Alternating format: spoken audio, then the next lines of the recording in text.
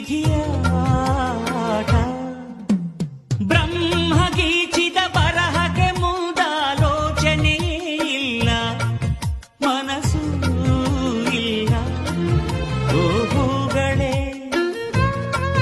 ನಿಮ್ಮಂತೆಯೇ ನಾನು, ಹೂಗಳಂತೆ ನಾನು ನಿಮಗಾಗಿ ಬಾಳಲೇನು. ಮೇಣದಂತೆ ಅಳದೆ ನಗುತ್ತಾ ಬೆಳಗಲೇನು.